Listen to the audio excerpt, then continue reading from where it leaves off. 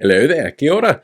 Short form media is actually a really simple tool to manipulate and lie to people with because we're actually trained to pick up on a bunch of cues from specific shortcuts. It's what we call tropes and semiotics. All it takes is some sad music and some cute pictures to make you go, oh, and build an emotional connection. Here, let me show you.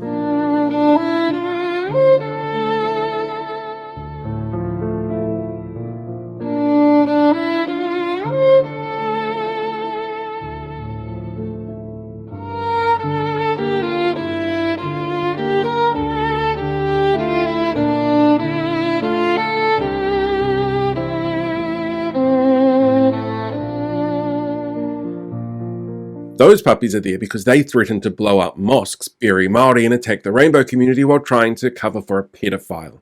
Now, I'm only kidding. Coalition supporters don't get in trouble for those things. They're actually in prison for being homeless and not moving on, so don't feel sorry for them. National tells us that is bad, and this is being tough on crime. Actually, National has started using these tools recently to try and win votes in their social media, and of course, they're really bad at it. And for some reason, National is paying one of the most expensive right-wing social media companies in the world, one that comes with its own baggage, for this year's election campaign. Anyway, check out this video of theirs, which may only be 29 seconds long, but it's still packed with errors that they're hoping that the optics overrule any of the criticisms that might come from it. Spend some time away, getting ready for the day you're born again.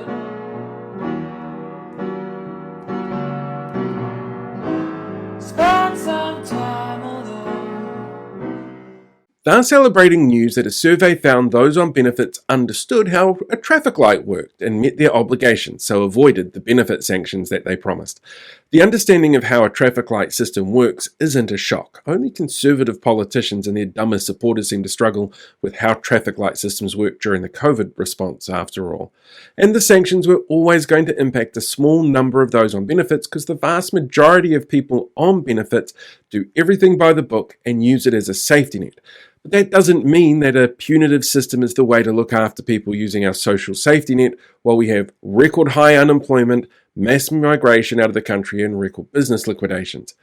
But even more fascinating is the use of footage implying everyone on a benefit under Labour is a slacker and therefore a drain on society in this spot. Sure, they just used slacker stock footage implying their choice to means test 18 and 19-year-olds is a good idea, since it actually kind of harks back to that AI messaging they made last year around that choice, framing all young adults in that age group as a drain on their hard-working parents and taxpayers.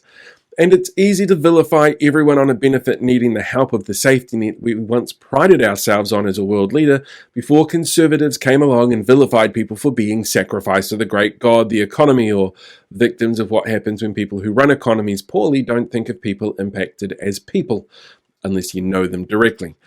But the jobs they show are, according to new data out of Stats NZ this week, some of those most impacted by the coalition's economic mismanagement: construction and manufacturing. In fact, between them, the industry's lost 9,000 jobs in January this year, while the Apple exports that they show have been hit by US tariffs, and research shows that we, as New Zealanders, are cutting back on fruit and vegetables as costs rise. Thanks for that laser focus on the cost of living, National. All while decisions like underhiring of locally trained nurses feeds into the brain drain of skilled expertise leaving the country, going to other places for, a crack at it. National must really not think too highly of the people it has following on their socials. They seem to treat them like idiots, using the most obvious tropes and tricks with no context, a lack of data, and an expectation that people are stupid, which makes it easier to try and manipulate them into believing the opposite of what they're seeing. That this is not a party who has any interest in improving people's lives, but they're happy to vilify those needing help and play with the data that shows how negatively they're actually impacting people and the country. Oh, hey there, podcast listeners. Thanks for checking out today's podcast, whether that's on video or audio. I really appreciate it. And I did finally get around to doing a podcast end tag, which I've been meaning to do for a while instead of just taking you onto the Facebook version. So while you're here, why not hit that subscribe button so that you can get updates coming in directly every time there's a new episode uploaded.